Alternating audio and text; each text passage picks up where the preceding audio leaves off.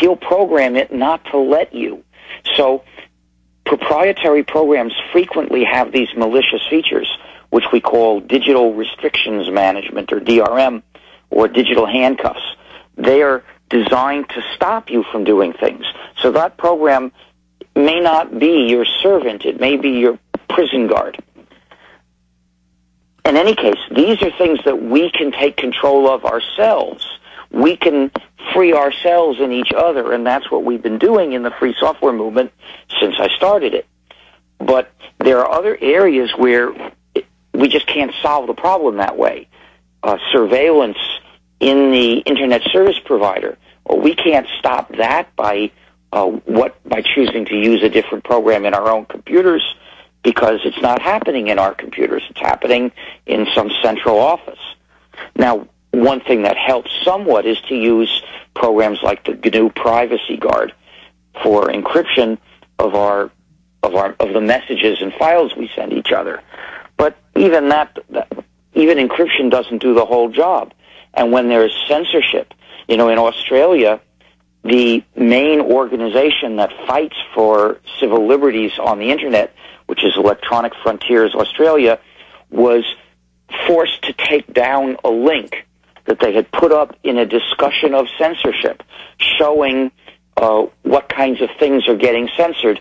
Well, they were forced to take down that link on the threat of being fined $11,000 a day. Yeah, let me back you up on that. They've announced, the government itself calls it Chinese-style net censorship, and proudly are now issuing hundreds and hundreds of sites. They're now saying thousands on these lists that you can't visit, you can't link to, and then you can't link and say, look, WikiLeaks leaking government documents. You can't even say that's been censored. That's very 1984 Kafkaesque. Yeah, well, the Australian government has been trashing human rights for many years, typically in the name of preventing terrorism, as many other governments are doing. Any given week their excuse is either terrorists or pedophiles, but neither of them is anywhere near as dangerous as governments that don't respect our freedom.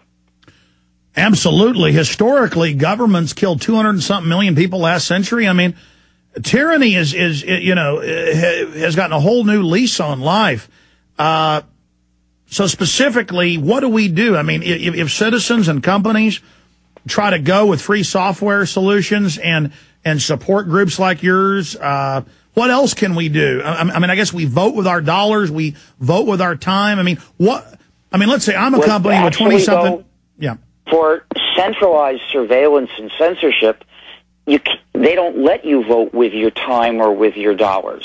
If you're in Australia and you want to make links to these forbidden sites, for instance, the political sites that talk about Australian censorship, you can't do that by picking one company over another.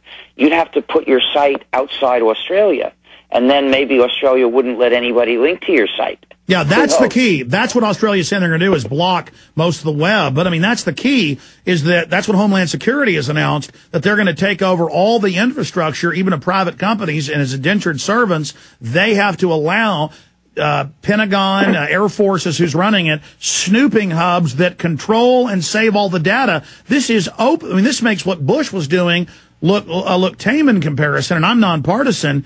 So I guess it doesn't matter because they're seizing the infrastructure. This is criminal. It is, and the solution I've been using is no good for this. So what can we do? We have to organize politically in mass organizations.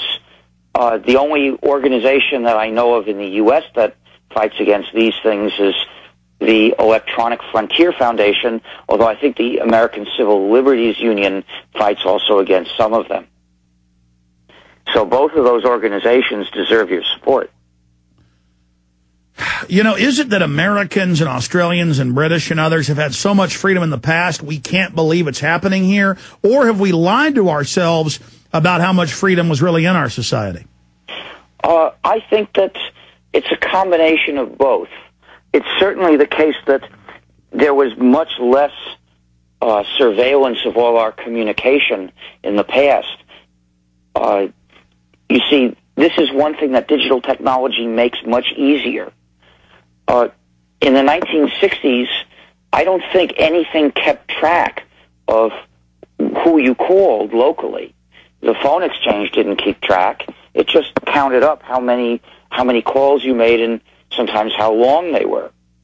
The only thing you got on your bill was long-distance calls because they were expensive and people wanted to know what they were being billed for.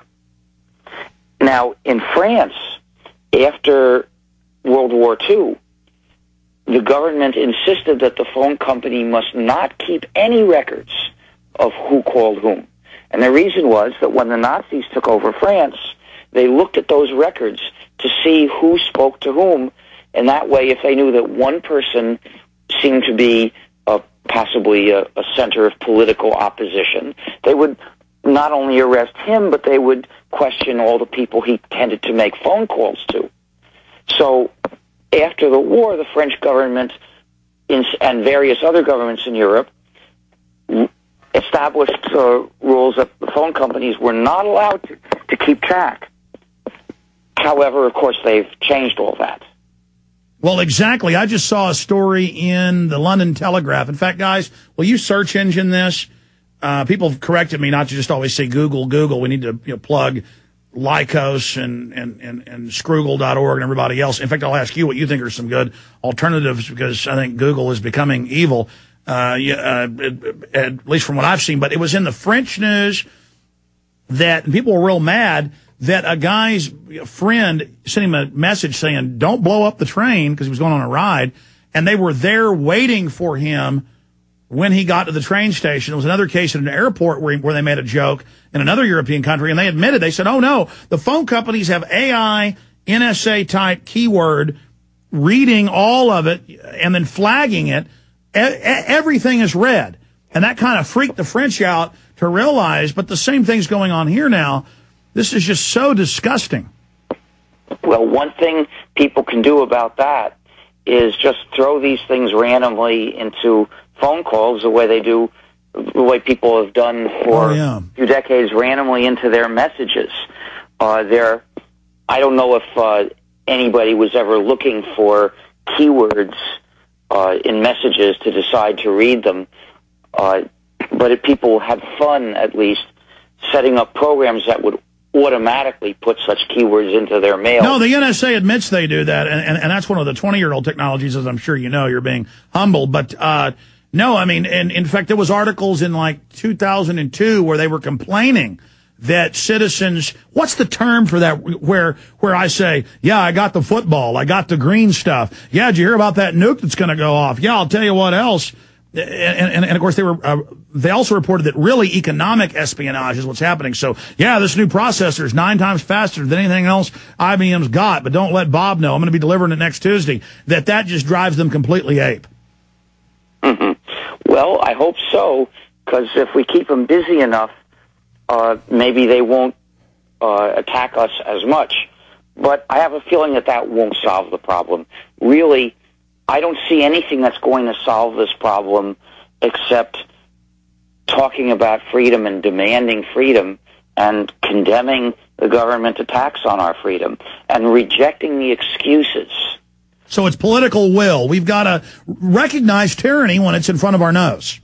That's the only solution I can see, if it's a solution.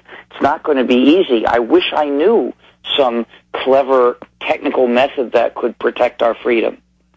I was lucky, in one particular area, I saw a way that through technical work we could protect our freedom, but only particular aspects of our freedom. All the others, they're different. Absolutely. Wow. Well, we're really appreciative of your time, sir. Other facets, other points that people should be made aware of that from your research and others' research that are real threats to freedom right now, because it seems not just threats. We have this surveillance being institutionalized to where there's just no such thing as a Fourth Amendment. Yes. We see the logic for reasoning about privacy rights is screwed up in the U.S. It may have worked okay in the past. The argument usually is if a policeman could see it from the street, then he's got a right to look. And that made sense.